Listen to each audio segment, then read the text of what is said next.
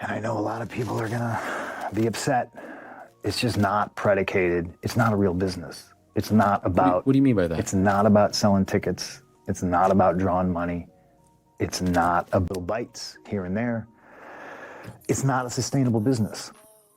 What if the WWE's most talked about revolutionary walked into a stadium, defeated a legacy superstar, seized the vacant World Heavyweight Championship, and then left the ring forever? That is the astonishing story that unfolded in Salt Lake City's Saturday night's main event. In this video, we pull back the curtain on CM Punk's final showdown with Jey Uso, the instant that crowned him champion, and the moment that sent shockwaves across the wrestling world. We'll explore how Punk's razor-sharp promos, relentless in-ring hustle, and bold vision for a new era of wrestling culminated in a legacy that some say will never be surpassed, only to end with a dramatic retirement that left fans and industry insiders alike stunned. Stay tuned as we dissect every punch, every mic moment, and the lasting impact of the man who, for a fleeting moment, held the WWE World Heavyweight Championship and then chose to step away from the spotlight forever. When the lights dimmed on the stage of Saturday night's main event in Salt Lake City, the roar that rose from the crowd was not just for the spectacle, but for the final chapter of a legend. CM Punk, whose real name is Philip Jack Brooks, stepped into the ring with a calm certainty that belied the storm of emotions that had carried him through a career that would forever alter the wrestling world. He faced Jey Uso, a man born into a family of wrestlers, and in a bout that felt both like a culmination and a rebirth, Punk emerged victorious, claiming the vacant WWE World Heavyweight Championship with a triumph that would echo long after he hung up his boots. Punk's story begins in the suburbs of Chicago on a crisp October day in 1978. Growing up, he watched his mother battle alcoholism, a hardship that left an indelible mark on the boy who would later become a pillar of resilience. From a young age, he vowed to steer clear of drugs and alcohol, a promise that would become the cornerstone of his persona in the ring. Wrestling was his first love, and the first time he stepped into a ring was in the backyard promotion Lunatic Wrestling Federation, a place where he and his brother Mike took on opponents in a makeshift arena, their laughter echoing against the walls of a garage. It was there that the name CM Punk was born, a moniker that would ignite speculation about its meaning. Some whispered Cookie Monster, others suggested Chicago-made, and a few even joked it was a nod to Mr. Burns from The Simpsons.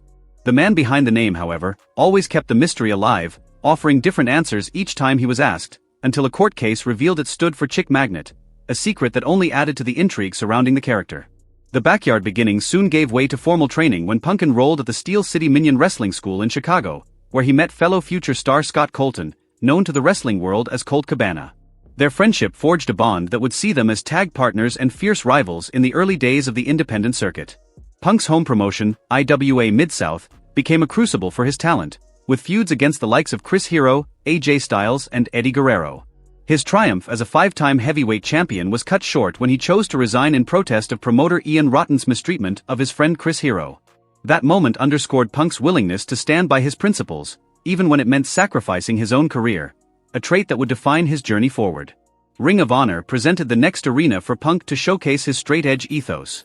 He confronted Raven, challenging the wrestler's substance issues and delivering a monologue that resonated with fans tired of the old-school excesses. The tension culminated in a steel cage match that became one of Punk's most celebrated moments, a fight that left the crowd in stunned silence.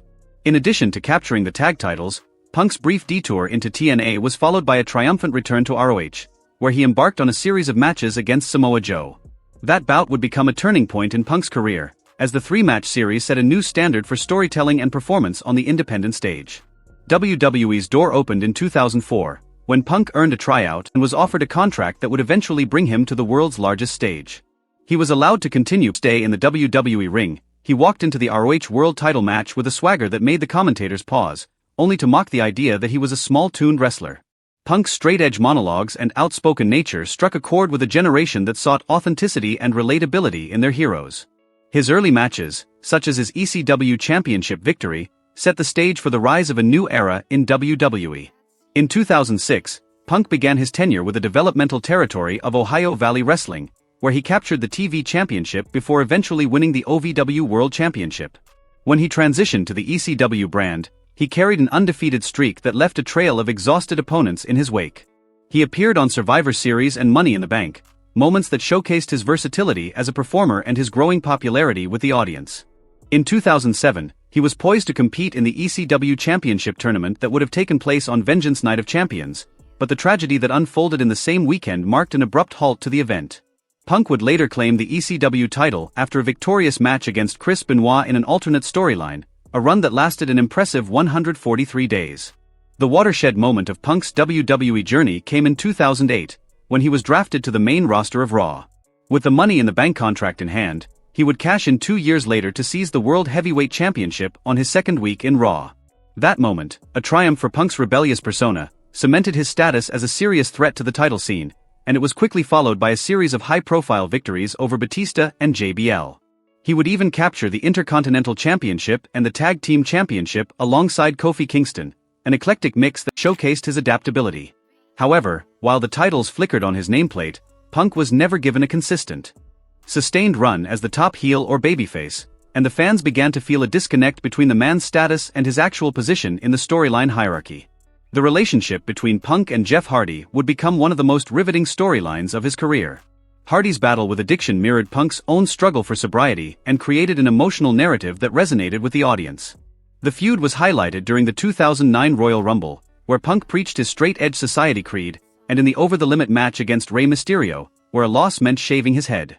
This storyline, steeped in real-world issues and raw emotions, offered the wrestling audience a glimpse into the depth of Punk's storytelling and his ability to weave personal narratives into the larger tapestry of WWE entertainment. From 2011 onward, Punk's presence in WWE was marked by a relentless drive to push boundaries. He captured the Money in the Bank contract again in 2012 and successfully cashed it in on Daniel Bryan, earning a second World Heavyweight Championship reign that would last nearly a year, that favored other performers. Nonetheless, Punk's influence could not be ignored. His promos, his refusal to conform, and his unwavering commitment to authenticity forced WWE to confront the very essence of what a wrestler could and could not be. The climax of CM Punk's wrestling saga culminated in the 2014 SummerSlam event, where he defeated the United States champion Dean Ambrose for the World Heavyweight Championship in a match that was celebrated for its high-energy storytelling and dramatic pacing. The victory signified more than a title. It was an affirmation that a wrestler who had once been dismissed by creative could. Saw Punk defending the title against a rotating roster of challengers, his matches always charged with a mixture of intensity and unpredictability that kept fans on their toes. Through it all, he was the embodiment of a new wrestling generation, one that prized talent, storytelling, and authenticity above all else. And yet, every story must reach its conclusion. When the match at Saturday night's main event in Salt Lake City approached, the anticipation in the arena was palpable. Jey Uso, a son of the legendary Usos, stood as a formidable opponent, his family's legacy and his own formidable presence a true test for any champion. Punk, however, seemed to have absorbed every lesson he had learned over his career, drawing on his resilience and his refusal to be pigeonholed into a single role. The match unfolded in a flurry of action, with Uso striking a high-impact finisher that left the crowd in stunned silence, only for Punk to counter with a powerful slam that sent the crowd into a frenzy. The pinfall was clean, decisive, and symbolic of a wrestler finally achieving the glory he had longed for, while also acknowledging the weight of the responsibility that the title carried. After claiming the vacant World Heavyweight Championship, Punk's retirement was not an abrupt, solitary decision. It was a momentous announcement that resonated with fans worldwide. The match had been a fitting final performance for a man who had challenged the status quo, fought against the expectations of promoters and executives, and always stayed true to his principles. He walked out of the ring with a nod to his mother's struggle, a nod to his straight-edge ethos, and a nod to every fan who had felt the beat of a heart that was both weary and relentless. Punk's final departure was not a mere exit, it was a full-circle moment that showcased the depth of a performer who had never settled for the ordinary, who had always sought to give the wrestling world something truly remarkable. In the years that followed, CM Punk's legacy became a benchmark for the wrestling industry. His influence can be felt in the way current performers build their personas, the emphasis on in-ring storytelling, and the unrelenting push for authenticity. He was a figure who broke the mold and rewrote the rulebook, forcing brands to adapt and fans to embrace a new era of wrestling that valued grit, wit, and the raw humanity of the wrestlers. Though his career was marked by controversies and backstage battles, it also forged a path for future talents, proving that the journey to greatness can begin in a backyard, evolve on the independent circuit, and culminate in a stadium roaring with the cheers of a new generation. The final night of CM Punk's career, as he claimed the World Heavyweight Championship from Jey Uso, was a fitting conclusion to a saga that challenged norms, championed authenticity, and redefined what it meant to be a wrestler in the modern age. His retirement is not a goodbye, it is a celebration of a fighter who turned adversity into art, whose story continues to inspire, and whose name will forever echo in the annals of professional wrestling. The lights may dim, but CM Punk's legacy remains forever illuminated in the hearts of every fan who believed that a wrestler's true power lies in their passion and perseverance. Punk's last night in the ring wasn't a quiet farewell, it was a thunderclap that reverberated through the entire industry. When the bell rang for the final time in that Salt Lake City arena, the echo of his victory over Jey Uso was more than a triumph. It was a culmination of years of grit, rebellion, and a relentless pursuit of authenticity. But the journey to that moment had been paved with an equally tumultuous path that began in the summer of 2011, a moment that set the stage for the seismic shift that would come to be known as the Punk era of WWE. In June 2011, a seemingly innocuous announcement on WWE television stunned both the fanbase and backstage alike. CM Punk declared that his contract was expiring and that he would not be re-signing. The storyline, a thinly veiled confession of his real discontent, was crafted by management as a hook to build a championship angle with John Cena, the company's flagship hero. The match was slated for that year's Money in the Bank pay-per-view in Chicago, a hometown show that amplified the drama. The night of June 27 became a pivotal point where reality and fiction began to bleed together in a way that only professional wrestling can achieve. The Raw episode before the pay-per-view saw Punk, fresh from a confrontation with Cena, storm the ramp and sit cross-legged on the floor. He stared straight into the camera, his voice steady and unapologetic, and delivered a monologue that shook the very foundations of the scripted world. He spoke of medical negligence, the lack of health care for independent contractors, and the way WWE treated its own. The crowd erupted in a mixture of shock and solidarity, but the real truth lay in the fact that Punk was not merely a character, he was a disgruntled employee on the brink of leaving the corporation that had once elevated him. The pipe bomb became an emblem of that raw honesty. It was not merely a speech, it was a tell-all that cut to the marrow of WWE's culture. Behind the camera, it was a conversation that forced Vince McMahon and Triple H to confront the dissonance between the product they were delivering and the reality of the performers who inhabited it. The tension was palpable, yet the audience was oblivious to the backstage negotiations that shaped each word. The moment Punk spoke, the line between storyline and truth was blurred, and fans were treated to a piece of the ring that transcended scripted storytelling. Fast forward to the Money in the Bank night. WWE's polished, corporate image. Punk, in contrast, embodied the underdog rebel narrative that resonated with a growing segment of fans. Their clash was not just a physical contest, it was a battle of philosophies. Punk's win was a shock to the house, a narrative that had been building for months, but it was also a moment that redefined the way fans perceived their own entertainment. The match itself was electric. Every move, every callback to Punk's earlier promos, was laced with the gravity of the moment. In a dramatic finish, Punk executed a decisive move that forced Cena to submit, and the vacant WWE World Heavyweight Championship was crowned in the very arena that would later be the site of his final performance. The victory was immediate and shocking. The ring lights dimmed, the audience roared, and the moment was immortalized in the minds of millions. Yet, the aftermath was as complex as the narrative leading up to it. Immediately following Punk's triumph, the storyline pivoted with Alberto Del Rio's sudden involvement. Del Rio had been granted a brief reign with the title before the championship was vacated, creating a sense of instability in the championship hierarchy. To capitalize on Punk's anti-hero persona while maintaining an illusion of fairness within the scripted universe. Yet, behind the scenes, the decision to vacate the championship again left a gaping hole that Punk's presence would fill. In a sense, it set the scene for the Salt Lake City night to become the final chapter in an ongoing saga. The ripple effect of Punk's pipe bomb and his Money in the Bank victory was immediate. Fans, many of whom had grown tired of the cartoonish narratives and rigid character archetypes that had dominated the product for years, found themselves drawn into a product that now carried a degree of verisimilitude. Punk's words had broken a chain of corporate control that had long held WWE's creative direction. In a way, his departure forced the organization to rethink WrestleMania's main event lineup, leading to a shift that ultimately paved the way for Daniel Bryan's legendary title win.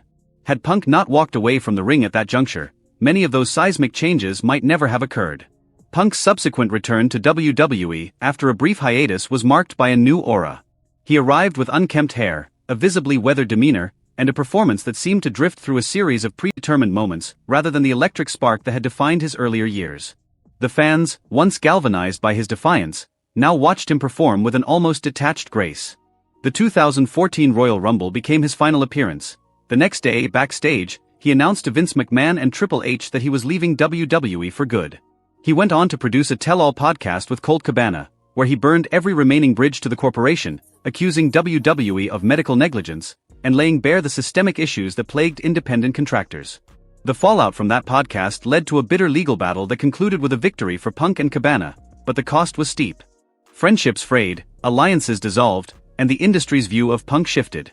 Those who had seen him as a hero now labeled him a hypocrite, those who had admired his authenticity now questioned his motives. Yet the reality of Punk's influence could not be denied. In the absence of his presence, the company had to rethink its approach to storylines, giving rise to new main event possibilities for Daniel Bryan and others. It forced WWE to adjust its attitude toward independent wrestlers and paved the way for AJ Styles, Seth Rollins and Kevin Owens to rise within the company, a testament to Punk's broader impact on the industry's culture. During his post-exit years, Punk's life branched out into unexpected directions. He fought 2 bouts in the UFC, a move that seemed almost antithetical to the rebel persona that had defined his WWE career.